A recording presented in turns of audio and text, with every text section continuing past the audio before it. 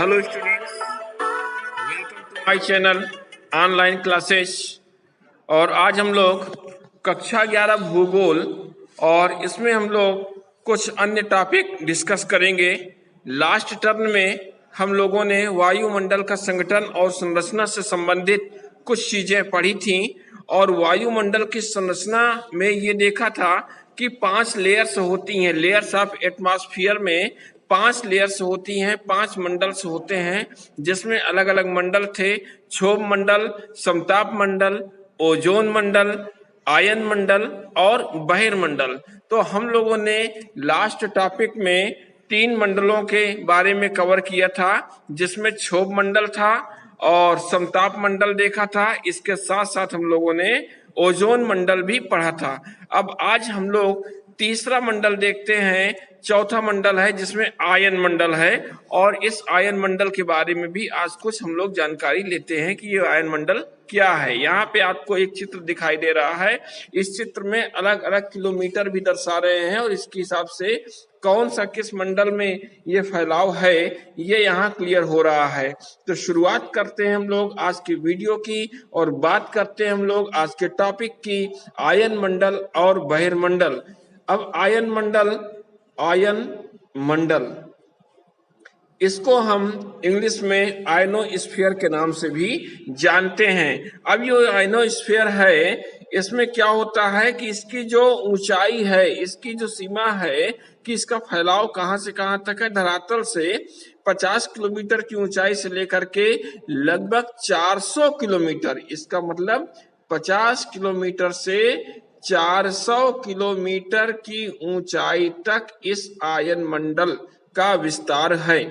और इसको हम एक और नाम देते हैं जिसको ताप मंडल भी कहते हैं।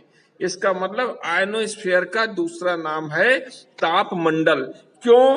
क्योंकि सूर्य से जो भी किरणें आती हैं, एक्स किरण होती है, गामा किरण होती हैं और इनके द्वारा नाइट्रोजन आदि गैसों के अणुओं पर आघात पड़ते हैं और उनसे क्या होता है, इलेक्ट्रॉन्स अलग हो जाते हैं। अब साइंस की भाषा है, कक्षा 10 में भी आपने विज्ञान पढ़ी होगी, तो उसमें इलेक्ट्रॉन्स, प्रोटॉन और न्यूट्रॉन्स के बारे में आप लोगों ने जानकारी ली होगी।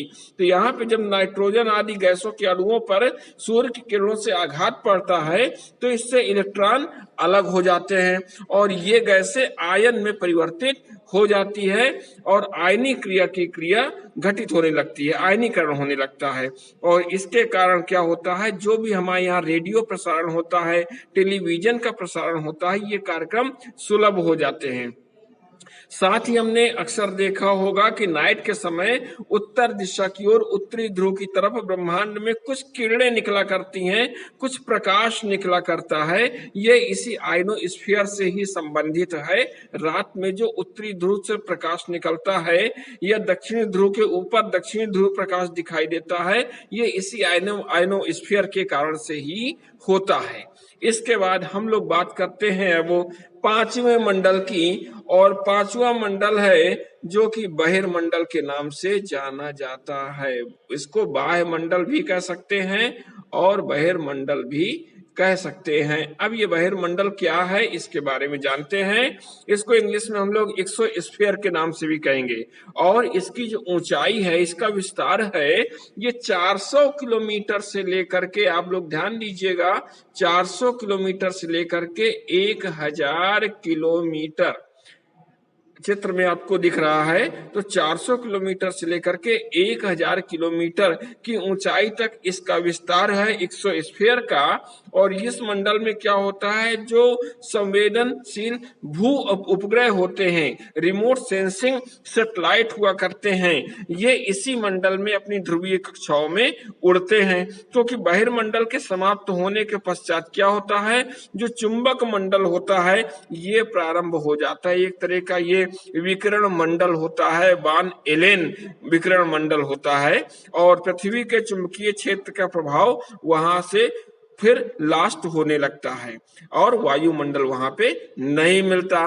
तो इस तरह हमारे पास 5 मंडल थे जिसको हमने क्रम से देखा, क्षोभ मंडल, समताप मंडल, ओजोन मंडल, आयन मंडल और बहिर्मंडल। अब यहाँ पे एक टॉपिक की बात और आ रही है जिसको हम पूछ रहे हैं मौसम एवं जलवायु। अब ये मौसम और जलवायु इसको हम अलग अलग करने की कोशिश कर रहेंगे। यदि इंग्लिश में बात करते हैं तो वेदर एंड क्लाइमेट, ये क्या होता है, इसको हम अलग कैसे कर सकते हैं, इसके बारे में जानकारी लेते हैं आज। तो मौसम क्या है, अक्सर हमने देखा होगा, चर्चा की होगी कि कल बहुत तेज धूप थी और आज एकदम से मौसम बदल गया, बारिश का मौसम हो गया, या पिछले महीने मौसम बहुत अच्छा था, अब इस महीने तो मौसम काफी गर्म हो गया। इसका कहने का मतलब क्या हुआ कि जब हम वायुमंडल की कुछ दशाओं का उपयोग करते हैं, अब वायुमंडल के तत्व कौन कौन से होंगे, जिसमें वायु होगी, वाष्प होगी और आर्द्रता है, तापमान है, पवन है, ये ढेर सारी ऐसी चीजें होंगी और ये वायुमंडल की दशाओं को चेंज कर देगी। तो इन दशाओं में क्या होता है कि जब बहुत ही कम समय के लिए, अल्प समय के लिए जब इनका परिवर्तन हम देखते हैं तो उस परिवर्तन को क्या बोलते हैं, मौसम बोलते हैं। और यदि इसका हम दीर्घकालीन इफेक्ट देखते हैं कि पिछले 10 वर्षों में वहां की जलवायु में क्या परिवर्तन हुए, 50 साल में वहां की जलवायु में क्या परिवर्तन हुए, तो वो वायुमंडलीय जो कंडीशन थी, चेंज हो रही थी प्रतिदिन के हिसाब से, महीने के हिसाब से, इसका जब हम एवरेज निकाल लेते हैं, औसत निकाल लेते हैं, तो जो रिजल्ट सामने आता है उसको उस क्षेत्र की हम लोग जलवायु बोलते हैं। इसका मतलब किसी भी स्थान पे जो वायुमंडलीय दशाएं हैं उसमें जब दीर्घकालीन हम मौसम की दशाओं का वर्णन करते हैं तो उसको जलवायु कहते हैं, और जब अल्पकालीन मौसम की दशाओं का वर्णन करते हैं तो उसको हम लोग मौसम कहते हैं। और इस तरह जो है मौसम और जलवायु में ये डिफरेंस होता है। साथ में ये भी ध्यान रखना है हमको कि मानव का जितना भी रहन सहन होगा, क्रियाकलाप होगा, खान पान, रीति रिवाज, पहनावा, भाषा, ये संस्कृति, कुछ भी होगा, यहाँ तक कि शरीर का कलर, चेहरे का कलर, बालों का कलर, ये भी चेंज हो जाएगा। तो ये सब कुछ जलवायु में इफेक्ट होता है, जलवायु ही उसको प्रभावित करती है। तो इस तरह मौसम और जलवायु में ये डिफरेंस मिला। इसके बाद आज हम लोगों का ये अध्याय पूरा हो रहा है और इसके कुछ क्वेश्चंस आपको दिखाई दे रहे हैं जिसमें एनसीईआरटी के भी ये प्रश्न उत्तर हैं, और इनके बाद ये लॉन्ग आंसर टाइप है, शॉर्ट आंसर टाइप भी है ये, और बहुत ही छोटे छोटे क्वेश्चंस है, इंपॉर्टेंट क्वेश्चन है, इनको आप कर लीजिएगा और अपनी नोटबुक में करने के बाद हमसे चेक करा लीजिएगा। जहां भी प्रॉब्लम हो उसको आप बता दीजिएगा, उसको दूर कर दिया जाएगा। और जो भी हमारे पुराने वीडियोस जिनके पास न पहुंचे हों, जिनके पास ये हर टॉपिक नहीं हो, तो वो सब्सक्राइब कर लेंगे तो वीडियो हमको हमारे पूरे आपको उपलब्ध हो जाएंगे। अध्याय 1 से लेकर के हर टॉपिक आपको उपलब्ध होंगे, और जिन स्टूडेंट्स के पास वीडियो नहीं पहुंच रहा होगा वहां पे आप इसको शेयर भी कर सकते हैं। तो हम लोग मिलते हैं अपने एक अगले नए अध्याय के साथ, नए टॉपिक के साथ अगले टर्म में।